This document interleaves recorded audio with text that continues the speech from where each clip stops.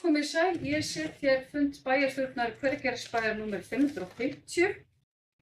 Fundurinn er haldinn í fundarsal að Breiðumörk 20, fimmtudaginn 8. september 2022 klukkan 5.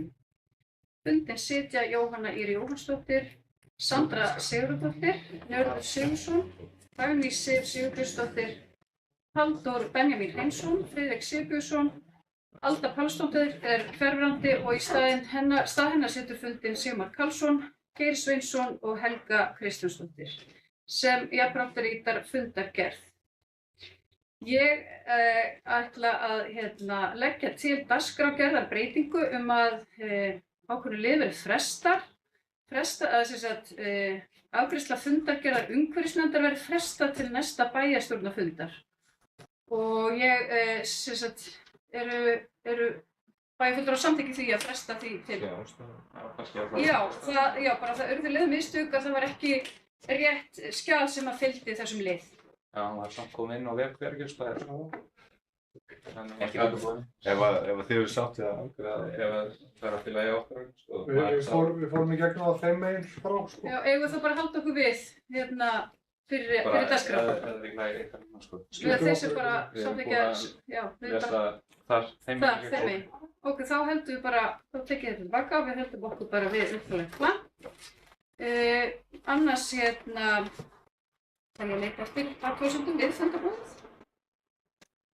Það eru engar og mér langar þá að bjóða Geir Sveinsson bæjarstjóra velkominn á sinn fyrsta fund.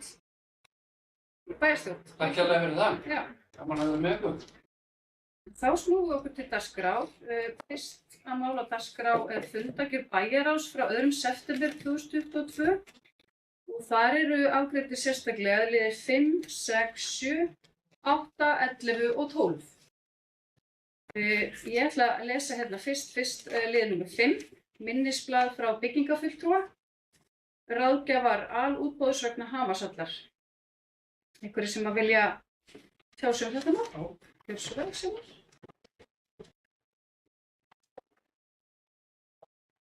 Forseti, okkur langar í rauninni að við erum búin að fara yfir ýmislegt frá síðasta bæjarstjórnarfundi og við erum að kynna okkur betur sambærilegar framkvæmdir og kostnað og framkvæmdatíma og annað slíkt. Það var nú bara síðast í dag vorum við nú að lesa í fjölmiðlum fréttir af því frá Hafnarfirði. Áhugaverðar tölur þar í gangi. Í rauninni langar okkur bara að spyrja eins og staðan er akkurat núna hver er áætlaður hönnunar- og framkvæmdatími og hönnunar- og framkvæmdakostnaður. Já, orðið er áframust, ykkur sem vill húsi áfram lið 5. Ég er að svara þessu. Já, Njörður, gjörðu svo vel. Forseti, það er raun og veru bara sömu svör og ég svaraði sama varabæjarfulltrúa hér fyrir sumar. Það er lagt upp með að ný höll er komin upp haustið 2020. Það sem auðvitað að fara í gang er að það er verið að fara að gera alútboð og kostnaðaráætlun og þá munum við sjá auðvitað betri eða fá betri upplýsingar þetta. Takk fyrir þetta, Njörður. Sandra, gjörðu svo. Þessi spurning kom líka fram á bæjarfundi í síðustu viku þar sem að bæjarfulltrúi Sjálfstæðisflokksins lagði fram þessa sömu spurningu og það kom fram einmitt í fundargerðinni og ég les það bara aðeins hérna upp. Þá er þetta hérna.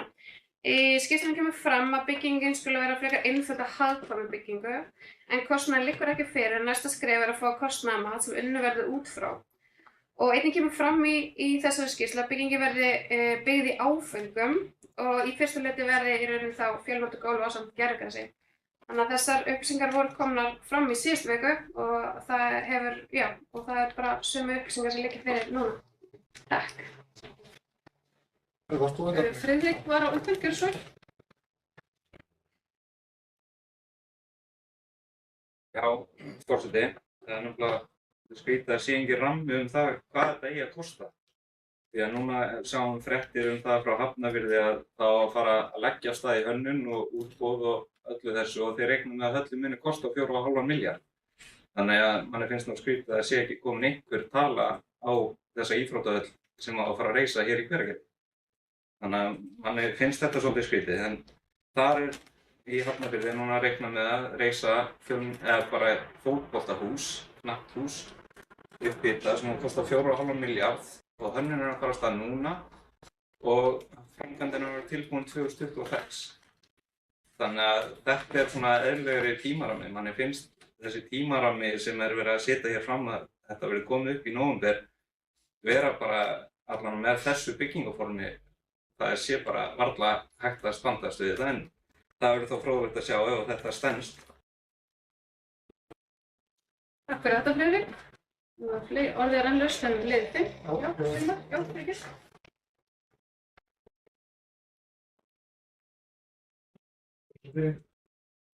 Og að því að ég las nú þessa bókun átt í bæjarráði varðandi hennar lið áfanga 1 og áfanga 2 og mér persónulega fannst hún fremur óljós. Fjölnotagólf ásamt gervigrasi. Nú gervigras upp í dal. Er verið að tala að byggja yfir gervigrasið í fyrsta áfanga. Það kannski næsta spurning. Takk fyrir þetta. Sandra, gjörðu svo vel. Forseti. Það sem Sjálfstæðisflokkurinn átti 2 fulltrúa í þessu hóp, þannig að það voru 2 fulltrúar frá ykkur þar, þannig að þetta kom allt skýrt fram þar. En svo ég fari bara rétt yfir þetta því að ég satt þessa fundi líka, að þá var talað að í fyrsta áfanga væri nauðsynlegt að koma upp boltagólfi og gervigrasi. Og það var talað að til þess að koma öllu þessu fyrir og þá þyrfti að lengja húsið. En eins og segi, það er verið að fara í ráðningu þessa ráðgjafa vegna alútboðs og þar viljum við fá þá sérfræðinga til að hjálpa okkur að reikna út og útfæra. Þetta eru þetta eins og segi alútboð, þannig að hönnunin er innifalin í þessu útboði. Þannig að við getum ekki komið, þannig að það þýðir það í rauninni að þeir koma með sína útfærslu á hönnuninni.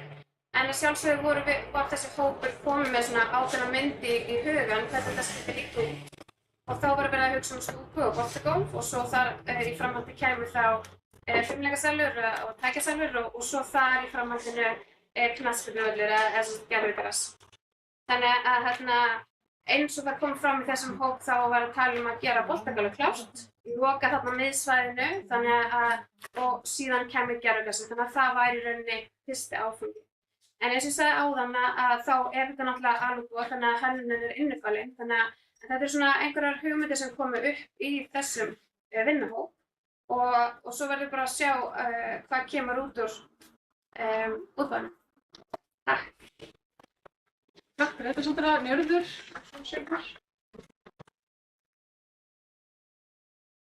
Ég hafði hugsað mér að það er minn fyrsta bæjarstjórnarfund þar sem ég tæki ekki til máls, braut það strax á fyrsta dagskrárlið í umræðun kostnað við nýja Hamarshöll.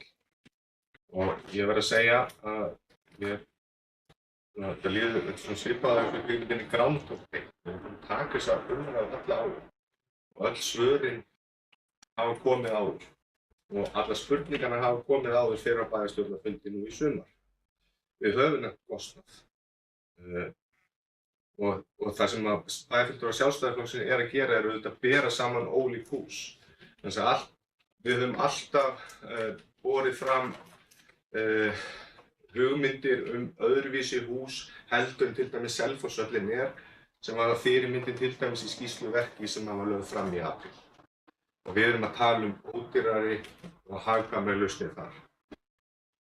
Og allt er þetta tölur frá framkvæmdaraðilum sem hafa sett upp slík hús. Og allt er þetta upplýsingar frá framkvæmdaraðilum sem hafa reist svona hús. Þannig að það er það sem við höfum í þessu. Nú að mig langar líka að nefna að það var settur af stað alveg eins skipaður starfshópur til þess að skoða með viðbyggingu við íþróttahúsið og íþróttagólf upp í gömlu Hamarshöll. og hann skilaði svo af sér tillögum. Þar var ekkert verið að skoða kostnaðinn. Og það er ljóst að viðbygging við íþróttahúsið hefði líklega kostað minnst 300 milljónir króna. Ef við hefðum farið að gera kjallar eins og var rætt þá var það 500 milljónir króna. Þar var aldrei rætt kostnað.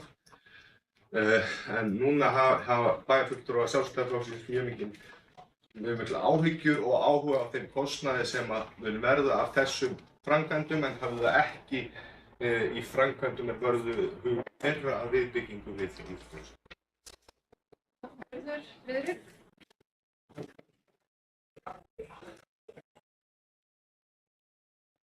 Það er þetta margt sem grípur í þessum orðum frá Óli Strands hér. Hann segir að hópurinn hafi verið eins skipaður. Það er bara ekki rétt. Meirihlutinn á þeim tíma hafði 3 fulltrúa og minnihlutinn 2 fulltrúa. Í nýjum hönnunarhóp voru fulltrúar meirihlutans 5 á móti 2 fulltrúum minnihlutans. Varðandi kostnað þá lá það fyrir að við ætlum okkur að reisa aftur loftborna íþróttahöll sem átti að kosta mun minna heldur en einhverja milljarða sem við erum að fara að horfa á við ykkar tillögu. Þannig að, og við vonum þó með áætlaðar tölur í viðbyggingu við íþróttahús eins og fulltrúi Óli Strands nefnir 300 til 500 milljónir. Þannig að það er bara ekki hægt að líka þessu saman. En við ætlum að koma hér með tillögu, breytinga tillögu og fulltrúar D-listans leggja til að aftur vera teknar viðræður við forsvarsmenn Dual og að gengið verði frá pöntun að nýjum Dual fyrir loftbor íþróttahús með það að markmið að nýtt íþróttahús verði komið upp strax í vor. Og greinargerð með að fara þessa leið sem umrædd tillaga snýst væri hægt að koma eðlilegu íþróttastarfi hjá deildum Hamas strax í vor, enda er allt til staðar til að koma aftur upp loftborna íþróttahúsi. Gríðarlega erfið staða er nú uppi á íþróttahúsinu Hamri, iðkendafjöldin hefur farið niður, deildir fá ekki jafnmarga æfingartíma og þjálfarar og stjórnarmeðlimir deilda hafa verið að segja af sér og hætta.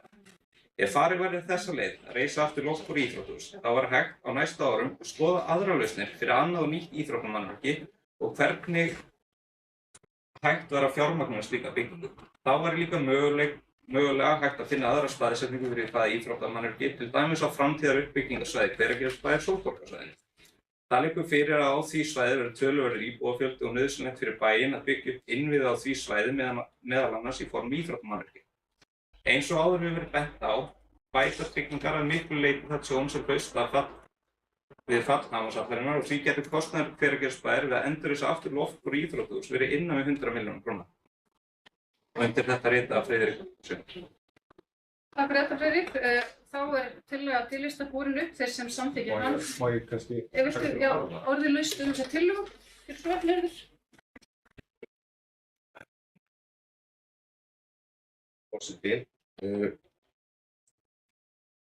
við ræddum þetta sem líka á bæjarstjórnarfundi í júlí og þar kom meðal annars fram að það hafði nýlega komið í ljós minnisblað á ensku sem er dagsett 4. apríl 2022 frá verkfræðistofunni Verkís sem var sent út til Dual þar sem var að finna ýmsar mikilvægar spurningar húsið, dúkinn, hvers vegna það féll og svo framvegis sem að við vissum ekki af sem að vorum í þáverandi minnihluta en núverandi meirihluti komst að væri til vegna þess að skjali kom frá Verkís og þetta skjal er enn eitt skjali sem var ekki inn í málakerfi bæjarins og það kom ekki fullnægjandi svör frá Dual við spurningu sem er í minnisblaðinu. Við fara aðeins yfir minnisblaðið. Þá er í minnisblaðinu farið yfir atburðarás þann 22. febrúar þegar Hamarshöllin féll, rannsókn sem Verkís hafði gert og prófunum á styrkleika dúksins. Og í skýrslunum kemur fram að styrkleika dúks Hamarshallana hafði á 10 árum minnkað 37% meira en gert hafði verið ráð fyrir. Það var ekki meldin frá minnisblaðinu að sýni sama dúk sem hafði verið geymt á skrifstofu í 10 ár hafði minnkað 28%, styrkleikin hafði minnkað 28% miðað við það sem hann átti að gera.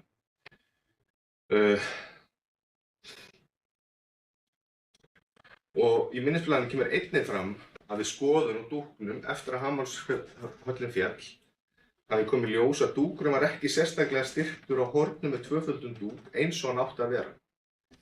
Og í minnisblaðinu svo lagði fram 8 spurningar til Duol, meðal annars ástæðu þess að styrkleiki dúksins sé ekki eins og lagt var upp með upphafi, hvers vegna hornin á hamarshöllinni hafi eingöngu verið með einföldum dúk og hvernig hornin voru styrkt fyrst að dúkurinn var ekki tvöfaldur.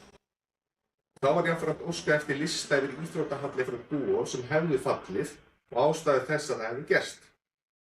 Og þetta minnisblað var sent til Duol í apríl og óskað eftir svöru við spurningunum.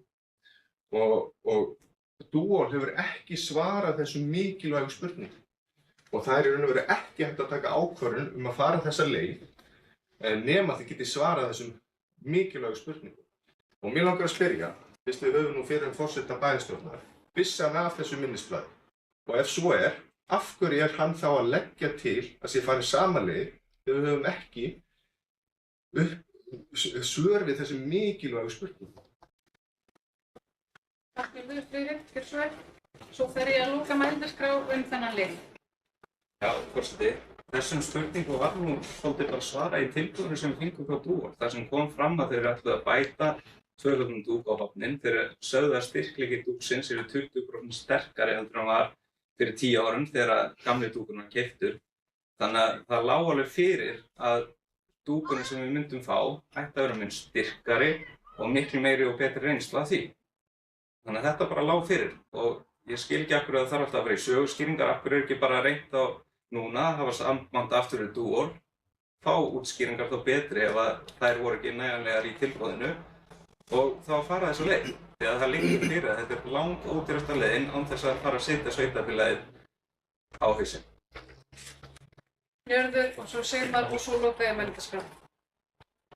Forseti, ég vek athygli á að bæjarfulltrúi svara ekki fyrir spurningu hvort hann hafi haft upplýsingar þetta minnisblað. Til dæmis fyrir kosningar, hann var forseti bæjarstjórnar og hefði nú átt að hafa það, en ég held ekki aðra í bæjarstjórn, allavega ekki minnihluta að vita af þessu. Þetta var ekki inn í málakerfi bæjarins og auðvitað ber forseti ábyrgð á stjórn bæjarins og að þessi gögn liggi fyrir og það var það ekki og hann svaraði þessu ekki sem að ég veit ekki hvað við höfum að álykta út frá því.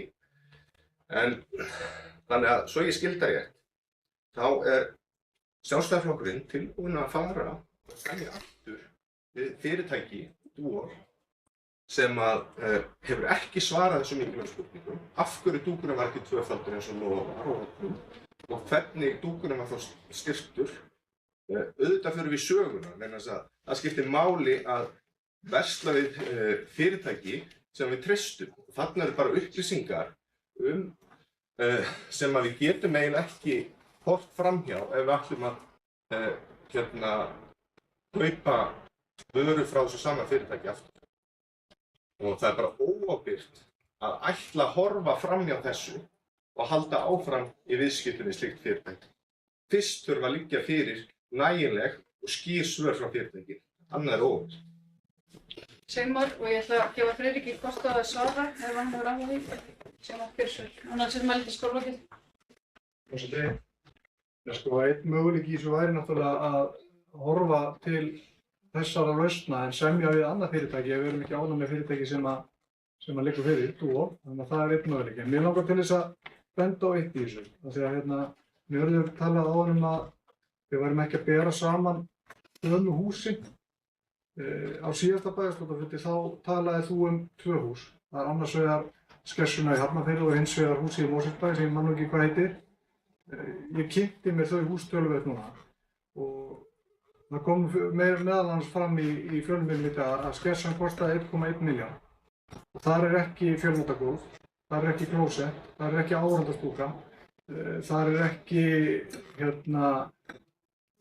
vegleg móttaka, en kostar samt 1,1 miljard. Og það er þess vegna sem við setjum kannski svolítið spurningamerki við og höfum áhyggjur af kostnaðinum, vegna þess að kostnaður sem að meirihlutinn hefur nefnt í þessu máli á sér enga hliðstæðu í raunveruleikanum. Ég fann að veltaði fyrir mér bara hvort þið hafið eitthvað sérstök tengsl við byggingageirana því að þessi framkvæmda tími og þessi framkvæmda kostnaður, hann er hvergi til og hefur eiginlega bara hvergi sést. Þannig að það er það sem við höfum áhyggjur af. Ég er líka ekki búinn að fá svar við því hvort að í fyrsta áfanganum sé yfirbyggt gervigras. Ég er búinn að fá svar við því að það verði gervigras og það er gervigras upp í dag. Ég vil fá að vita, og það á ekki að vera einhver verkfræðingur hjá Mannviti eða hvað það er sem ákveður það fyrir okkur, hvort við ætlum að byggja yfir gervigras eða ekki. Við erum bæjarfulltrúarnir og við eigum að ákveða það hvort við ætlum að fá yfirbyggt gervigras eða ekki einhverju verkfræðingar.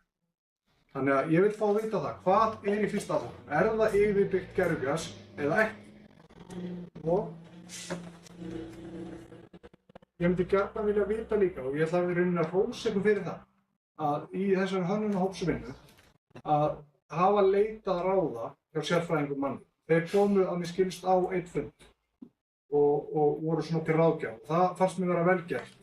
En ég myndi gjarnan vilja vita hvað þeim fannst framkvæmdatímann. Ég ætla að gefa Nyrði leyfi til að svara þessum fyrirspurnum Sigmars að bregðast við og svo held ég við segjum þetta gott í bili þetta ágæta mál. Forseti, ég ætla nú bara að fá að svara því sem var beint að mér, en það er kannski réttara að einhver sem satt hér í hönnunarhópnum geti svarað þeim spurningum sem varða það. En hér segir varabæjarfulltrúi Sigmar að þessar tölur og framkvæmdatími eigi sér ekki stóð í raunveruleikanum. Þetta er nú samt sem áður raundæmi, þannig að þegar þú ert að segja þetta, þá ert þú að segja að þeir sem framkvæmda þetta séu ekki að segja satt. Hvað með þetta, þannig að hvernig þetta var gert? Við meina sko, við ræddum við mannin sem að settu upp til dæmis skessuna og húsin hjá FH og þetta er upplýsingar frá honum, bæði kostnaðar og framkvæmdatími. Við ræddum við fyrirtæki sem að að sérhæfa sig í lausnum þar sem að loftbóluhús hafa fokið í Noregi, sem eru allmörg, þannig að þeir eru að hverfa frá þessari lausn í Noregi og byggja alvöru hús ofan á. Og þar er þetta kostnaðurinn og framkvæmdatíminn eins og við höfum áður rætt. Þannig að þetta er bara raunveruleika. Það þýðir ekki að hrista hausinn yfir raunveruleikanum. Þú trúir honum ekki, þá er þetta bara raunveruleiki. Hvað með raunveruleikanum? Þá ert þú að segja að þessir aðilar sem hafa gert þetta, hafa ekki gert þetta. Og það bara gengur ekki upp. Það er allt í lagi að þú trúir því ekki, þannig að það gengur ekki upp að halda fram einhverju staðlausu stöðu. Takk fyrir þetta Njörður. Þá ætlum við að þú ætlar að svara spurningunum fyrir hönnunarhópsins, gjörðu svo eftir á. Passa þeim. Já, ég byrst afsökunar að ég náði ekki að útskýra nægilega vel áðan þegar ég var semst að reyna að útskýra að það sem að hönnunarhópurinn lagði til var það að húsið myndi stækka og stækka til vesturs ef ég átti framkvæmd. Þannig að það var lagt upp með að sem næst aðstöðuhúsinu, Rauðahúsinu, yrði komið fyrir stúku. Þar næst kæmi boltagólf. Það síðan við hliðina var svona hugmyndum að þar kæmi fimleika-aðstaða og rækt og síðan kæmi gervigras. Þetta er allt saman undir sama þaki eins og hönnunarhópurinn kom inn á. En eins og ég segi, það er ekki okkar að hanna þetta vegna þess að það er að fara í alútboð og þá erum við að fá hugmyndir og hönnunina og allt inn í útboðinu. Þannig að jú, vissulega, þetta er allt í einum stórum ramma, stóru húsi sem einföldu og hagkvæmu húsi. Hugmyndinni var í rauninni eins og bara eins og ég segi, allir þeir sem sátu þess að fundi og þar var einn fulltrúi frá Sjálfstæðisflokknum sem mætti þar á þessa fundi, þannig að hún getur örugglega útskýrt þetta alveg fyrir ykkur alveg jafn vel og við, en að það yrði í rauninni aðkoma inn í alla þessa sali alveg sér. Þannig að jú, gervigrasið er yfirbyggt inn í sama rammanum, en það sem ég talaði í fyrsta hluta, mögulega verði þetta 2, 3, 4, 5 hlutar, ég veit það ekki. Það er, eins og segi, þetta er bara á hönnunarstigi, þannig að allt undir sama þakinu. Já, svara þetta spurningunni. Ég er ekki búinn að átta maður hvort það sé í fyrsta áfanga. Já, fyrsti áfangi er boltagólf og gervigras. Yfirbyggt. Yfirbyggt hús, já. Og svo inn í miðju húsinu væri þá fimleikasalur og rækt og pútvöllur eða hvað sem er. Og það er þá í rauninni ekki í fyrsta hlutanum. Þannig að boltagólf og gervigras undir samfækinu í fyrsta hlutan. Takk fyrir. Kærlega fyrir þetta og þá ætla ég að bera upp tillögu til lista að ganga aftur til samninga við Dúor. Varðandi kaup og dúk, þeir sem að samþykkja þá tillögu gefa merki. Þeir sem eru á móti gefa merki. Það eru tveir sem samþykkja 5 á móti og það situr þá enginn hjá. Og þar með ætla ég sem sagt að bera undir þennan 5. lið, þeir sem að samþykkja þennan 5. lið úr fundargerð bæjarráðs gjöfumerki. Þeir sem setja hjá gjöfumerki, fulltrúar minnihluta setja hjá. Og þá göngum við til, þá er það liður 6, minnisblað frá bæjarstjóra, húsnæðismál skóla og velferðarþjónustu Árnestings. Orðið laust þennan lið. Björn Friðrik.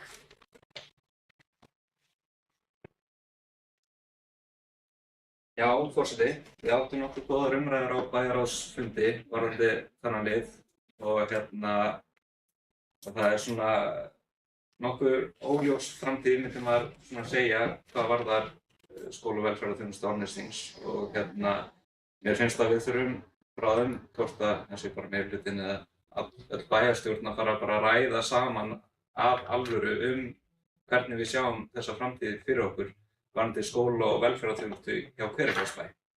Hvort að hún eigi heima þarna inni ennþá eða hvort að við förum að taka það yfir til okkar. Við auðvitað samþykktum í bæjarstjórn að fara í úttekt á þessum málum sem hefði þetta verið gott að fá þá að þetta væri í forgangi því að auðvitað er þessi leigusamningur uppsegjanlegur eftir 6 mánuði og þá er svolítið óljóst það hvað verður þessa starfsemi hvert hún fer og þetta setur líka, myndi maður halda starfsmenn í svolítið óvissu núna og segja upp leigusamningi, þið veit ekki hvar þau verða staðsett eftir 6 mánuði eða hvernig það verður, hvort þau fá að vera áfram. En við þurfum allan að klárlega að fara að skoða þetta mál af alvöru þannig að við skerðum ekki þjónustuna við okkar fólk og kannski ég veit ekki hvort að Geir geti upplýst okkur eitthvað meira sem gerst í þessum málum frá því að við fundum í bæjarráði í síðustu viku. Takk fyrir þetta Friðrik, ég bara tek undir þetta. Það er að gera að við finnum saman okkar ágæta bæjarfélags- og byggðarsamlag. Geir, þú hefur orðið og svo Simon? Kannski aðeins að Sver?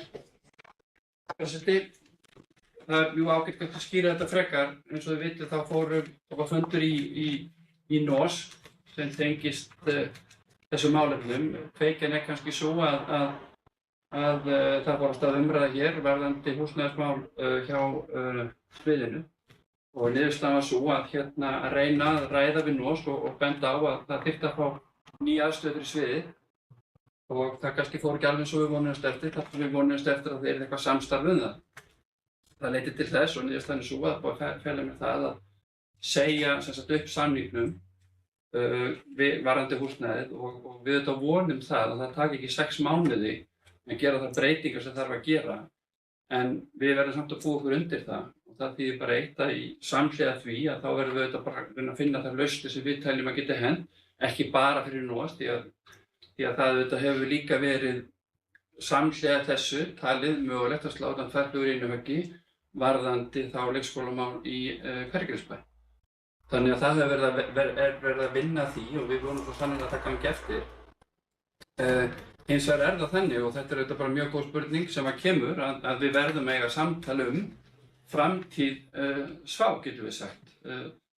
Af því að það er bara þannig að það eru skiptar skoðanir það en það er bara mjög mikilvægt að engu að síður. Þetta er ekki einkamál okkar þó að Hveragerðisbær hafi hingað til veitt þessu forstöðu og þess vegna kannski er þetta flóknara heldur en það sem við erum kannski verið staðist, 32-33%, en það breytir samt því ekki að það eru 6 önnur sveitarfélög og þetta getur aldrei gerst bara á mjög skömmum tíma, en fyrst og fremst þá er bara verið að leysa húsnæðismálin og það er hér allir að leggjast á eitt að finna lausn á því, en við mörum aldrei geta tekið það ákvörðun einn. Þannig að við erum pínu háð því, og ég vil bara hvetja þar af leiðandi bæjarstjórnin í heild sinni að virkilega skoða hvað til framtíðar litið, ekki endilega nákvæmlega hvað hentar kannski í dag eða á næstu mánuðum, heldur hvað viljum við sjá skóla og velferðarþjónustuna almennt í Árnesþingi. Erum við að fara að taka þetta til okkar eða til að vera leiðandi í þessu áfram eða hvernig það er. Það er svona seinni tíma umræða en kannski vonandi fljótlega samt sem áður. Takk fyrir þetta Geir og Sigmar orðið.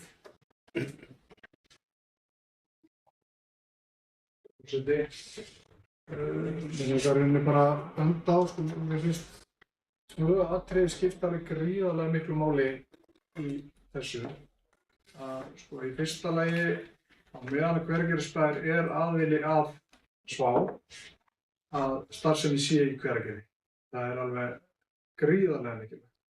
Og hins vegar, ég tel að framtíð Hveragerðisbæjar sé betur borgið utan skóla- og velferðarþjónustunnar til svona lengri tíma litið. Við erum að verða komin á þann stað að við getum verið sjálfbær með þessa þjónustu og þegar að því kemur þá líka gríðarlega mikilvægt að sú þekking sem við skapast innan skóla- og velferðarþjónustunnar á þessum 10 árum, ekki?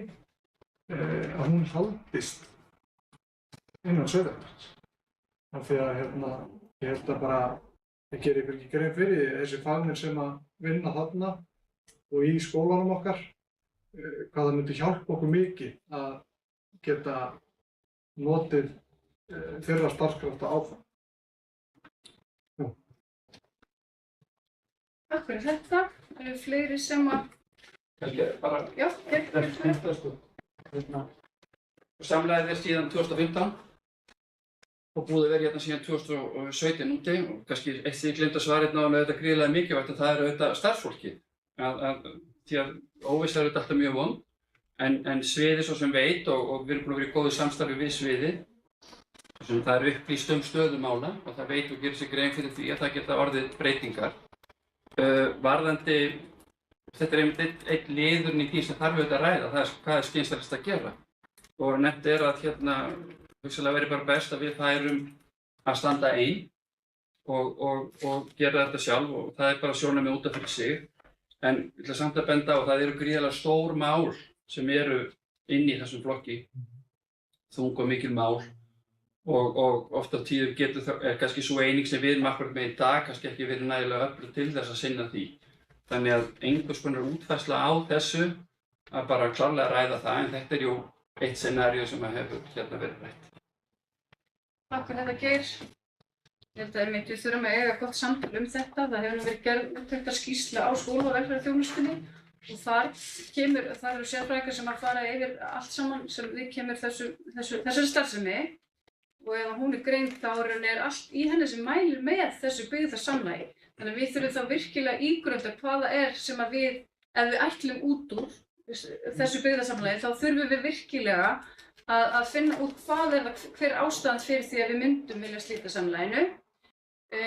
Fyrsta lagi þurfum við náttúrulega alltaf hlýtur útgangspunktur okkar að vera þjónusta við okkar skjólstæðinga og líka að hugsa fjárhag bæjarins. Þannig að þetta eru allt spurningar sem við þurfum að velta. Við erum með ákveðnu gögn og svo þurfum við kannski að leita einhverja upplýsinga enn frekar þegar áður en ákvörðun er tekin. Af því að ákvörðun svona þarf að sjálfsögðu byggja á faglegum forsendum.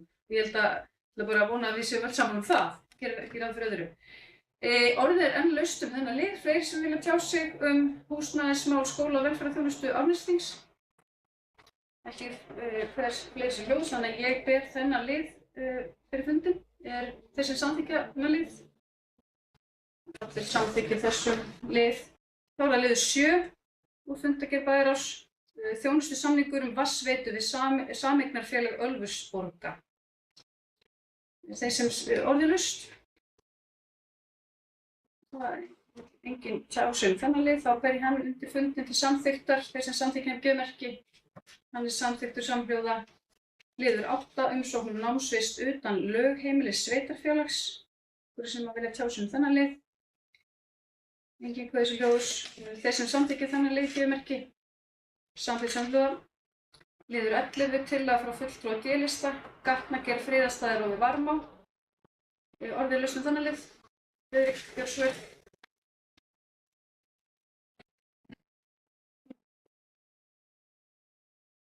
Þó að við getum tekist á mörg mál hérna og ekki alltaf verið sammála þá vil ég bara lýsa yfir ánægju fyrir hönd okkar á D-listanum að það hefur verið tekið vel í þessa bókun eða tillögu okkar og báðar þessar tillögur sem sýnir svona að við getum þó unnið saman og að við séum ekki alltaf sammála.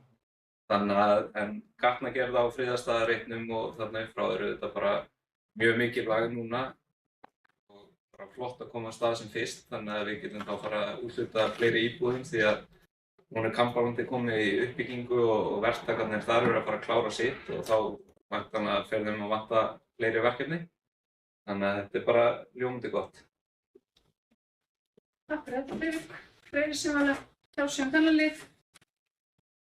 Nú þá ber ég lið 11 undir fundi þeir sem samþykkja tillögu D-listans þannig lið, já, G-merki og hún samþykkt samhljóða þessi tillaga. Þá er það lið 12 tillaga frá fulltrúa D-lista umhverfishönnun undir hamrinum. Orðið laust. Engin kveður sem hljóðs og þá ber ég þessa tillögu fyrir fundin þeir sem samþykkja G-merki, hún samþykkt samhljóða. Orðið laust fundagerðin að öðru leyti. Það kveður svo engin hljóðs, þannig að ég ber þessa fundagerð í heild sinni og fundið þessi samþykkjan að G-merki og fundagerðin samþykkt samhljóða. Þá er það annar mál á dagskrá, fundagerð fræðslunefndar frá 25. ágúst 2022. Liðir sem ákveðið sérstaklega eru 2 og 8. Liður 2, minnisblað frá leikskólastjóra breytingu á reglum innritun og gjöld í leikskólum og ósk sumarlokum 2023. Orðið laust þannig.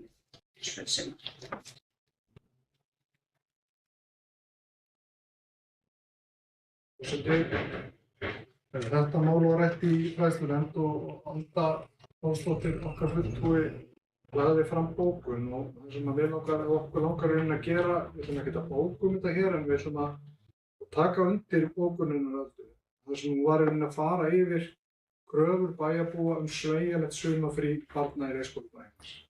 Við höfum eiginlega oft rætt að Hvergisbær eigi að vera barnvænt samfélag og ég myndi segja að skref í þessa átt væri svona stór varðandi það. Staðreyndin er sú að í sumum tilfellum geta börn ekki verið í sumarfríi á sama tíma og foreldrarnir. Þetta var heilmikið rætt í kosningabaráttunni og mér minnisstætt á fundi okkar í D-listanum svona málefnafundi með bæjarbúa fjölmennum málefnafundi. Þar stýrði ég umræðu fræðslumál og þetta mál kom bara úr öllum áttum og allt barnafólk sem kom til mín nefndi þetta. Þannig að þetta mikið hagsmunamál fyrir bæjarbúa. Ég kynnti mér þetta heilmikið í kosningabaráttunni af því að ég skynjaði þetta hjá fólkinu og í rauninni komst meðal annars að því að í sumum sveitarfélögum ákveðin sumarfrísgluggi, sirka 2 mánuðir og foreldrar hafa þá val hvenær börn taka sumarfrí og í þessu fyrirkomulagi er í rauninni opið allt árið. Og ég tók mér meira þess að til og ræddi þetta við leikskólastjóra sem starfaði í slíkum leikskóla og komst að því að þetta er hægt. Sumir hafa sagt að þetta sé ekki hægt, en hún sagði mér það að þessi leikskólastjóri að með góðu skipulagi væri þetta framtíðin. Og það er hægt að stíga minni skref í þessu, líkt og Alda benti á. Hafa 4 vikur fastar og svo kannski 1 viku sikur megin þar sem þú hefur val hvora vikuna þú tekur og það býr vissulega til meiri sveigjanleika heldur en í boði núna. Og í rauninni núverandi fyrirkomulag getur líka valdaræmi í atvinnulífinu. Það sem að barnafólk í sumum tilfellum hefur forgang að bestu sumarleyfistímanum sem er í boði og kemur þá vantilega niður á þeir sem eldri eru eða þeir sem eiga ekki börn. Og ég hef eitt dæmi einmitt af þessum umrædda málefnafundi þar sem var kona sem þurfti að skipta vinnustað vegna þess að hún átti barn á leikskóla, gat ekki fengið sumarfrí á sama tíma og barnið væri sumarfrí og hafði ekki pláss fyrir barnið og þar af leiðandi þurfti hún að hætta í vinnunni og breyta. Þannig að þegar öll er á botni hvolft þá er þetta hagsmunamál barna, foreldra og atvinnulífsins sem ég held við ættum að skoða svona með opnum hug. Takk fyrir þetta Sigmar, orðið er enn laust þennan lið. Vörður, Ursula. Já, ágætar ábendingar. Akkúrat bókaði fræðslunefnd að það hefur gerð könnun fyrir sumarlagið 2024 þetta. Hvernig sumarlokanir undanfarin ár hafi reynst, þannig ég held að það fari bara í góðan farveg. Þetta er alls ekkert nýtt mál, þetta hefur verið til umræðina hjá okkur bara mjög lengi og ég man í fjárhagsáætlun í gerðinni að þá var þetta bara held ég hvert einasta skipti rætt. En það var ákveðið að fara þá leið að hafa þessa lokun. Þá var nú Sjálfstæðisflokkurinn í meirihluta, en bara að gera að skoða þetta og komast að góðri og hagkvæmri lausn sem að hentar öllum. Orðið er enn laust. Nú ekki hvað fleiri til ljós, þannig að ég ætla að lesa fyrir ykkur tillögu bókun. Bæjarstjórn samþykkir breytingar á reglum innritun og gjöld í leikskólum verði gerðar þannig að barn sem á systkini í umsóknarleikskóla njóti systkinaforgangs í viðkomandi leikskóla, svo framarlega sem þeim börnum sem eru framar á biðlista bjóðist rými í öðrum leikskóla bæjarins. Bæjarstjórn samþykkir að sumarlokun leikskólanna verði sumarið 2023 frá 7. júlí til 10. ágúst. Þeir sem samþykkja þessa bókunartillögu, þeir gefi merki. Samþykkja og bara bæta inn að við samþykkjum það með og vísum í bókun Fræðslunefndar, já. Já, vandi Ég var búin að bæta við fulltrúa félagsdómsbókundi bókun fulltrúa þeirra í fræðslunefnd vegna sumarlokunar leikskóla. Þá er samþykkt samhljóð. Þá er það liður 8. Það er innleiðing á skólastefnu, innra mat í grunnskóla, leikskólum og Bungubrekku. Ég ætla að fá að víkja undir þessum lið. Undir þessum lið, já. Herðu Sigmar, hann ætlar að fá að víkja undir þessum lið, þannig að við skrúfum það fundargerð. En ég ætla að lesa bara með leyfi fundarins, ég ætla að lesa bara tillögu að bókun. Bæjarstjórn samþykkir að stofnaður verði starfshópur með 1 til 2 aðilum úr hverju starfsteymi sem vinnur að innra mati í hverju stofnun ásamt einum aðila á fræðslunefnd. Starfshópurinn myndi ákveða hvaða þætti skólastefnunnar eigi að taka sérstaklega fyrir og hvaða sameiginlega þráð eigi að styrkja á milli allra eininga og með hvaða hætti. Þessi hópur gerir tillögu til fræðslunefndar hvaða sérfræðiþjónustu þurfi til að aðstoða við innleiðingarferlið. Og við hlustum þessa bókun. Og bara þeir sem samþykkja þetta, gefa merki. Hún er samþykkt samhljóða. Og þessi lagi Sigmar, hvað svo vel? Sigmar kemur aftur inn á fundinn klukkan 17:43. Það hefði tekið lengri tíma að ég hefði verið hérna. Herðu, og þá er það liður 3, fundargerð umhverfisnefndar frá 29. ágúst 2022. Og þar eru afgreiddir sérstaklega liður 1, 2, 4 og 5. Það er ekki samtökum fundargerð. Jú, í heilsinni, það er rétt, takk fyrir góða ábendingu. Fundargerð fræðslunefndar er borin hérna, orðið laust að fundargerðina heilsinni, sem sagt, fundargerð fræðslunefndar. Og ég ber fundargerðina þá upp í heilu lagi, hún er samþykkt samhljóða. Er þetta opnum við? Já, það væri bara skynsamlegt. Já, það er nú. Já, algjörlega. Og þá er það liður 3, það er fundargerð umhverfisnefndar. Það eru liðir 1, 2, 4 og 5 sem við tökum fyrir sérstaklega. Liður 1, minnisblað sorpmál. Orðið laust þennan lið. Nú, það tjáir sér ekki þennan lið, þannig að ég bara legg til að við bæjarstjórn samþykkja afgreiðslu umhverfisnefndar og vísi henni til gerðar fjárhagsáætlunar. Þeir sem samþykkja þetta, gefi merki, þetta er samþykkt samhljóða. Liður 2, umhverfis- og loftslagsstefna. Orðið laust. Hér gerum við tillögu því að bæjarstjórn samþykkja afgreiðslu umhverfisnefndar og feli bæjarstjóra að ræða við Elísabetu Björgnu Lárusdóttur ráðgjöf. Þeir sem samþykkja þetta, gefi merki. Samþykkt samhljóða. Liður 4, uppsetning á ábendingavef fyrir íbúa. Orðið laust. Bæjarstjórn til að bæjarstjórn samþykki afgreiðslu umhverfisnefndar að skerpa á verklagi við viðtöku ábendingar og úrvinnslu þeirra. Þeir sem samþykkja það, gefa merki. Þá er það liður 5, fundargerði. Orðið laust þann lið. 3, fjórslög.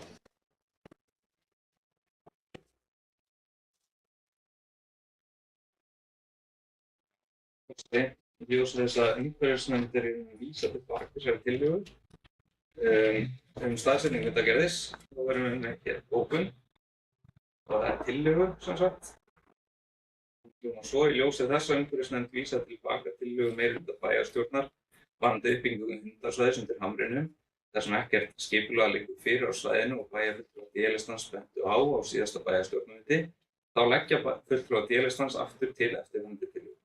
Fulltrúar D-listans telja mjög mikilvægt að huga að uppbyggingu hundarsvæðis í Hveragerði þar sem áhersla er lögð á svæði bæði fyrir stóra og litla hunda.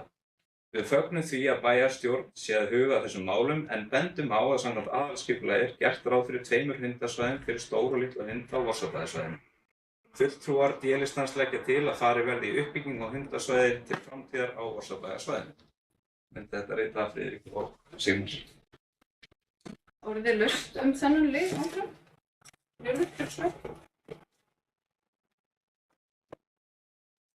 Þetta tekið þessa umræðu líka á bæjarstjórnarfundi í sumar og við vitum auðvitað að það mun verða framtíðar hundasvæði samkvæmt skipulagi fyrir neðan núverandi þjóðveg, ekki langt frá hérna Skógræsistöðinni. En ég held sko staðan sé nú þannig núna að það sé skynsamlegt að bæta það hundasvæði sem þegar er en huga jafnframt að uppbyggingu hundasvæðis til framtíðar samkvæmt skipulaginu. Þannig að þetta er auðvitað kostnaðarsamt og við erum í miklum framkvæmdum vegna stækkunar sveitarfélagsins. Þannig að svona, ég myndi allavega svona vilja leggja það til að við svona bættum það fyrir og hérna hefði jafnframt í huga að fara af stað með hundasvæði samkvæmt skipulagi á næstunni. Eru fleiri sem að vilja tala um þennan lið? Já, Halldór. Ég myndi að vísa hundamáli öllu í fjárhagsáætlun. Það sem kemur fram kostnaðar hérna á svæðinu sem er ríkjandi. Það er í fjárhagsáætlun þegar þetta gerist hundarsvæði. Takk fyrir þetta, Halldór. Getur bæjarstjórn sammælst það að málefni hundasvæða í bæjarfélaginu verði vísað til gerðar fjárhagsáætlunar? Þeir sem eru samþykkir því gerum ekki. Það er allir sammála. Verðilegt. Það er spurning með þá þetta til að náttúrulega Fresta afgreiðslunnar. Það er afgreiðslunnar. fresta tillögu, bæjarstjórn samþykkir að fresta tillögu D-listans og vísa til fjárhagsáætlunar. Já. Þetta tillögum samþykkt. Já. Nú, þá er orðið laust fundakjörðum að vera leiti. Atkvæðis ríkjum ljós, þeir sem samþykkja Friðrik, gjörðu svo vel. Við erum ekki á hund. Það er nú kannski ekki beint, var ekki beint tekið fyrir á þessu umhverfisnefndarfundi en það var auðvitað fróðlegt að sjá hvernig nýtingin á gámasvæðinu á sunnudögum hafi verið sem sagt. Bara svona til að sjá hvort að, og þá náttúrulega fyrir fjárhagsáætlunargerð, hvort að það sé eitthvað að viti í því að hafa þetta. Það var kannski ekki alveg heppilegasti tíminn náttúrulega akkurat í sumarfríinu og flestum og það, en allavega væri fróðlegt að fá að sjá einhverja tölur ef að þær eru til. Takk fyrir þetta, Friðrik. Ég held að við bara félum bæjarstjórn að kanna þessar tölur og jafnvel ég held að við ættum líka að skoða það hvort við gefum þessu örlítið meiri tíma til könnunar en tökum hvernig síðan. Þá er það fundagerðin í heild sinni. Þeir sem samþykkja hana gefi merki. Hún er samþykkt samhljóða. Þá er það mál 4, fundagerð skipulags- og mannvirkjanefndar frá 6. september 2022 og þar eru afgreiddir sérstaklega liðir 1, 2, 3. Liður 1, Laufskógar 31, umsókn nýja aðkomu á lóð. Og ég ætla bara að lesa þetta tillögu að bókun. Bæjarstjórn samþykkir að eigandi gerir nýja innbreiða innkeyrslu við lóðamörk í suðaustri á eigin kostnað í beinu framhaldi af innkeyrslum nágrannans að Laufskógum 29 til þess að sinna viðhaldi á húsi og lóð í samræmi við umsögn skipulagsfulltrúa dags 2. september 2022. Framkvæmdin skal gerð í fullu samráði við umhverfisfulltrúa Hveragerðisbæjar. Orðið er laust. Ekki hversu hljóð, þá bara legg ég þessa bókun undir fundið. Þeir sem að samþykkja þetta, gefið merki. Þetta er samþykkt samhljóða. Þá er það liður 2, Reykjamörk 1, notkunarbreyting. Ég ætla bara að leggja hérna, ég ætla að lesa til að bókum bæjarráðs. Bæjarstjórn samþykkir notkun breytingu rýmis 0101 úr skrifstofurými í íbúð að uppfylltum skilyrðum og ábendingum sem koma fram í umsögn skipulagsfulltrúa dagsett 27. ágúst 2022. Orðalaust. Þeir sem að samþykkja þennan lið gefið það merki. Afgreiðslu. Samþykkt samhljóða. Liður 3. Grendarstöð við Heiðarbrún, grendarkynning. Hér er lagt til að bæjarstjórn samþykki að grendarkynna framkvæmdaleyfi fyrir grendarstöð við Heiðarbrún í samræmi við 1. málsgrein 44. greinar skipulagslaga nr. 123/2010. Grendarkynning nær til Heiðarbrúnar 1, 2, 3, 5, 7 og 20 auk Lækjarbrúnar 17-33. Orðalaust. Þeir sem að samþykja þessa tillögu gefið merki. Samþykkt samhljóða. Þá var orðalaust fundargerðina að öllu leyti. Undir hversu hljós og ég geri þá ég bið fundarmenn að gefa merki á þessi samþykki fundargerðina í heild sinni. Hún er samþykkt samhljóða. Þá er mál 5, breyting á samþykkt stjórn Hveragerðisbæjar. Lögð fram til fyrri umræðu tillaga breyting á samþykkt stjórn Hveragerðisbæjar þar sem við 47. grein fastanefndir, aðrar nefndir, stjórnir og ráð sem sveitarfélagið á aðild að. B-lið bætist eftirfarandi liður. Atvinnumálanefnd, 5 aðalmenn og jafnmargir til vara. Nefndin fer með málefni er snúa að atvinnumálum í bænum. Nefndin starfar samkvæmt erindisbréfi sem henni er sett. Orðið laust þennan lið. Sigmundur.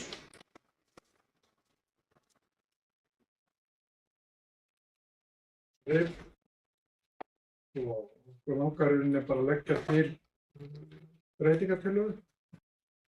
Og fulltrúar byrjast að leggja til að stofnun atvinnumálanefndar verði frestað þar til niðurstöður úr stjórnsýslu úttekt Hveragerðisbæjar liggur fyrir. Og það greinargerð með þessu. Það liggur fyrir að kostnaður við nefnd sem þessa er töluverður og það er meðal annars þess vegna sem við teljum að betra að vera endurskoða nefndarstarf Hveragerðisbæjar í heild sinni í kjölfar úttektarinnar. Atvinnuuppbygging Hveragerði hefur verið mikil á undanförnum árum og hafa bæjaryfirvöld staðið sig vel á því sviði án aðkomu atvinnumálanefndar, en atvinnumálanefnd var lögð niður á sínu tíma til þess að spara fjármuni og til þess að auka skilvirkni í málaflokknum með því að afgreiða málefni tengd atvinnumálum beint í gegnum bæjarráð, enda fundar bæjarráð 2 sinnum í mánuði en hefðbundnar nefndir Hveragerðisbæjar 6 sinnum á ári. Takk fyrir þetta Sigmar. Njörður fyrir svar.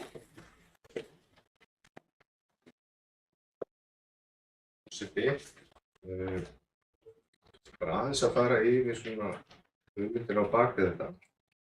Ég byrja á því að mótmæla því að mér finnst fyrrum meirihluti ekki hafa staðið sig sérstaklega vel í atvinnumálum hér í Hveragerði og örsjaldan voru málefni atvinnumála, atvinnu á borði bæjarráðs. Þannig að það sem við erum að gera tilraun með hér er að leggja sérstaka áherslu á að efla atvinnulíf í Hveragerði sem þarf. Þannig að það er ekki, því miður, ekki mjög mörg atvinnutækifæri hér innan bæjar. Og ég hef stundum haft svona mjög óvísindarlega tölfræði því. Ég hef bent á að horfum á hvernig bæjarstjórn er samsett á hverjum tíma. Og hvert það fólk sem eru bæjarfulltrúar á hverjum tíma, hvort þau að sækja vinnu hér innan bæjarins eða út fyrir hann. Og alltaf hefur það verið að yfirleitt 5 af hverjum 7 er að sækja atvinnu út fyrir bæinn. Ég held að staðan á bæjarfulltrúum núna sé að sé 1 sem að sæki atvinnu hér í bænum og já, þá er ég að tala aðal bæjarfulltrúa og þeir eru sá er starfsmaður sveitarfélagsins og yfirleitt hefur það verið þannig að þeir sem hafa setið hér í bæjarstjórn hafa verið starfsmenn sveitarfélagsins. Þannig að hér vantar atvinnutækifæri og okkur langar til að leggja sérstaka áherslu á það með stofnun þessarar atvinnumálanefndar. Nefndin er þá tengiliður sveitarstjórnar við atvinnulíf í sveitarfélaginu og fjallar í umboði hennar atvinnumálin eftir því sem hún lætur til sín taka og föst verkefni er að vera sveitarstjórn til ráðuneytis í atvinnumálum, fylgjast með þróun atvinnumála í sveitarfélaginu og hafa vakandi auga með möguleikum til fjölbreyttara atvinnulífs og atvinnutækifæri innan sveitarfélagsins. Og ég myndi segja líka hlutverk þessar nefndar er að gefa sérstakann gaum og möguleikum og þróun í ferðaþjónustu. Þess að það er svona það sem að okkur, ég held að séum flest sammála það, að þar eru tækifærin hér í Hveragerði, það er að efla okkur þar. Þannig að ég held að þetta sé tilraunina virði, sjá hvernig þetta gengur, hvort að við náum efla atvinnulífi sem er gífurlega nauðsynlegt og við vorum nú að tala hér áðan um fjölskylduvænt samfélag. Það er gífurlega stór þáttur í fjölskylduvænu samfélagi að geta unnið innan sveitarfélagamarka þar sem það býr. Þurfum ekki að ferðast í vinnu til dæmis til Reykjavíkur og eyða í það 1,5 til 2 tímum á dag. Þannig að hér er til alls að vinna og auðvitað mun atvinnumálanefnd eiga samstarf við aðrar nefndir eins og við á. En þess að atvinnumál tengjast inn í svo margt, tengjast inn í umhverfisnefnd, tengjast inn í MÍF-nefndina, menningar, íþrótta og frístundanefnd, skipulags- og mannvirkjanefnd og svo framvegis. Þannig að hér tækifæri á að leggja sérstaka áherslu á atvinnumálin sem er mjög nauðsynlegt fyrir okkur, fá meiri tekjur inn, fjölskylduvænt samfélag, við getum bara unnið á þessu. Takk fyrir þetta, Njörður. Fleiri sem að velja? Friðrik, gjörðu svo vel.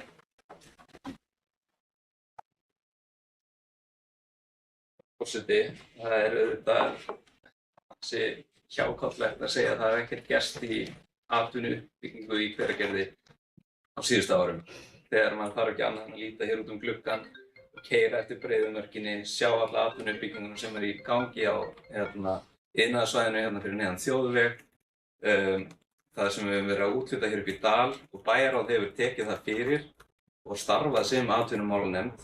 Kannski má efla það, finnst mér, frekar en að vera að búa til sérstakar nefnd sem er eins og við nefnum í okkar bókun bara ekki eins skilvirk og bæjarráð. Því að við, eins og við komum fram í bókunum, bæjarráð funda 2 í mánuði en hefðbundnir nefndir funda 6 á ári. Það er ansi óskilvert fyrir mann sem ætlar að koma með fyrirtæki að fara að hitta einhverja atvinnumálanefnd sem hittist í janúar og svo aftur í mars. Af hverju er þetta ekki bara afgreitt strax á bæjarráðsfundi eins og við höfum alltaf gert þegar menn hafa komið hér með hugmyndir uppbyggingu.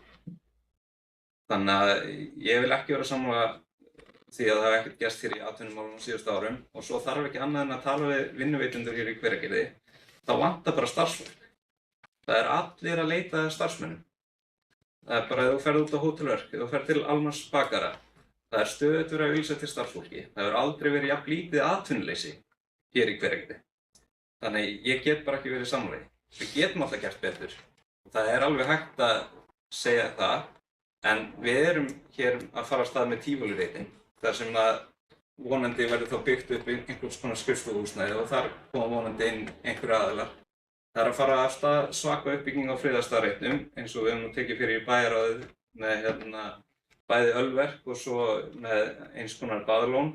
Svo við þurfum ekki að tala um upp í Árhólma þar sem er að koma Zippline-braut og þar sem að þeir sem að reka hér Greenhouse Hotel hafa stórar hugmyndir áframhaldandi uppbyggingu upp í Dal. Þannig að það er náttúrulega bara algjör fjarstæða að það sé ekkert að gerast í atvinnumálum hér í Hveragerði. Takk fyrir þetta, Friðrik. Njörður, gjörðu svo vel.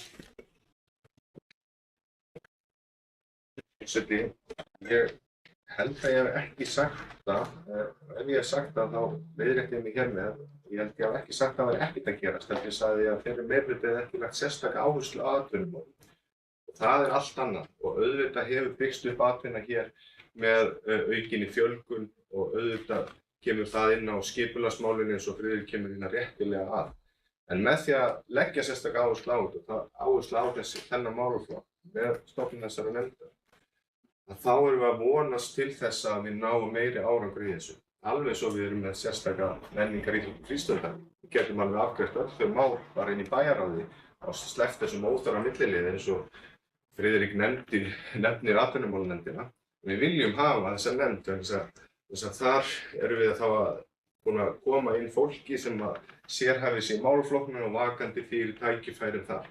Eins sem atvinnumál.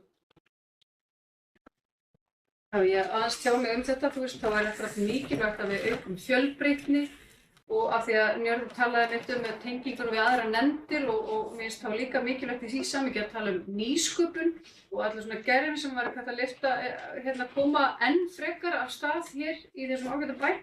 Friðrik, til það?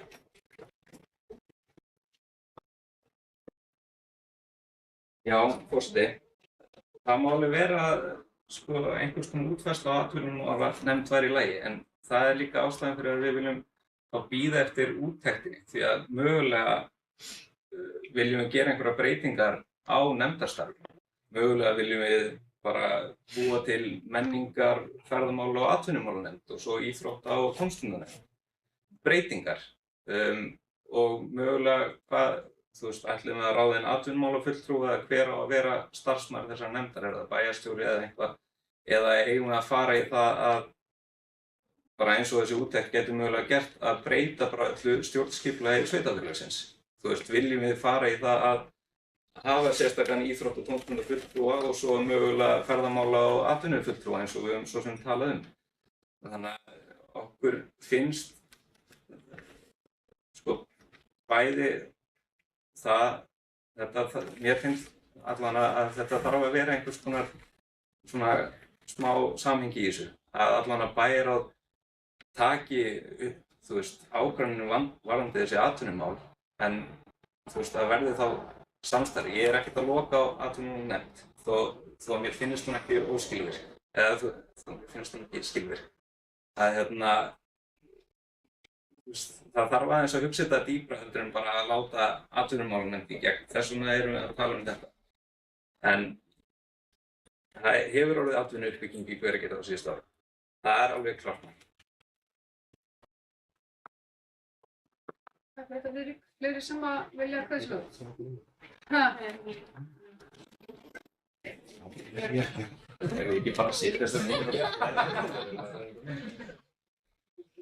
Forseti, þetta er bara ágættar ábendingar hjá Friðriki hér í seinni ræðunni. Það var mjög fínt. Og auðvitað held ég að þegar við förum í þessa úttekt sem við höfum sammála að gera, að það sé allt undir. Og hvernig stjórnkerfi bæjarins verður, nefndakerfið og hver verður starfsmaður nefndarinnar, atvinnumálafulltrúi eða einhver annar, hvernig sem það verður. En ég myndi samt sem áður vilja að það er ekkert eftir neina bíð. Við getum alveg breytt þessari nefnd og öðrum þó að þessi fari á koppi núna. Og það tekur auðvitað svolítið tíma að gera svona stjórnsýslubreytingar ef að það verður ákveðið eftir þessa úttekt. Þannig að ég legg til að við setjum að stofna þessa nefnd, ýtum inn á vör og taki að sér þessi mikilvæg verkefni. Svo kemur það í ljós í úttektinu og þeim ákvörðunum sem við tökum í framhaldinu og grundvelli hennar hvernig þetta skipulag verður. Það er ekki eftir einu að bíða, bara ýtum þessu vör. Það er áfram laust í þennan lið.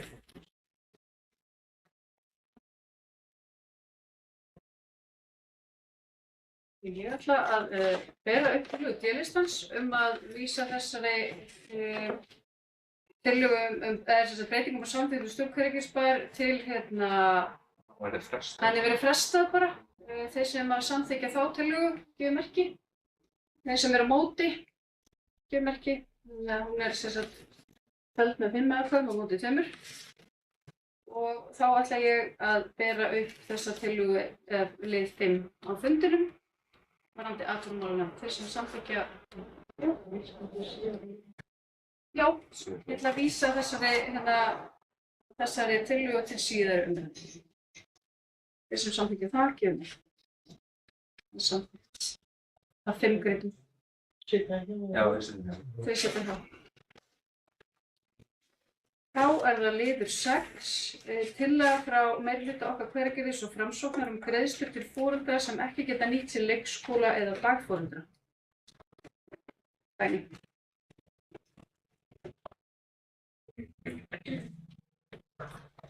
Forseti. Meirihluti okkar Hveragerðis og Framsóknar leggur fram tillögu greiðslur til foreldra sem ekki geta nýtt sér leikskóla eða dagforeldra og hún er eftirfarandi. Foreldragreiðslur verði í boði frá 1. október 2022 Upphæð foreldragreiðslna verði 110.000 krónur á mánuði fyrir hvert barn. Foreldragreiðslur verði fyrir foreldra barna frá 12 mánaða aldri sem ekki eru í leikskóla eða hjá dagforeldri en eru búnir að leggja inn umsókn leikskóladvöl. Greiðslur falla niður þegar barn fær vistunarboð á leikskóla eða hjá dagforeldri.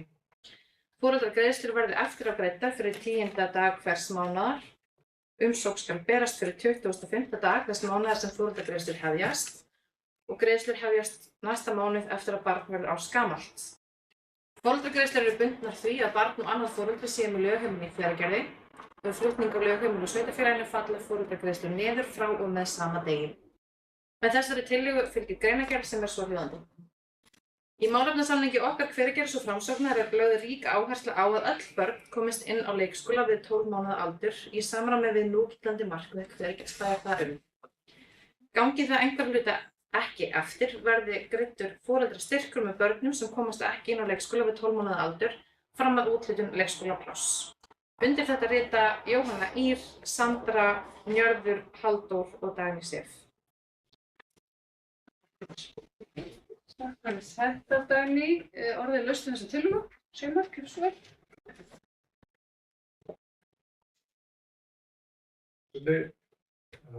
Það er kannski að í rauninni fagna þessar tillögu. Við erum bara sammála því að kerfi sem var í gangi hér áður, ég veit ekki hvort það er önnustyrkir eða eitthvað slíkt, þeir eru barns síns tíma.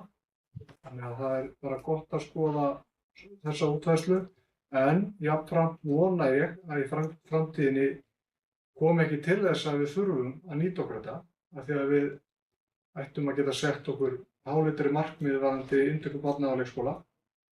Og þó að vissulega séu biðlistastöðurnar hérna skárri heldur en til að mynda í Reykjavík, þá viljum við gera betur. Takk kærlega fyrir þetta, Sigmar. Þetta er ákveðlega jákvætt einmitt. En eitt úr sæti. Já, Sem er Jóhann Ýr. Takk eftir þessu fyrir þig. Síðast var það Halldór og nú er það Já, við erum svolítið Það er framstíð. Ég var ekki fyrir að taka eftir þessu. Já, þetta er áhugavert og ég tek undir það með Sigmar. Auðvitað viljum við veita það góða þjónustu að við eigum ekki að þurfa að vera í þessu en eins og við stöndum frammi fyrir núna þá eru mögulega börn sem að standa fyrir utan svega í varðandi leikskólan en við erum alltaf bara, það er ákveðin þenslu áhrif hér í gangi og vaxtaverkir.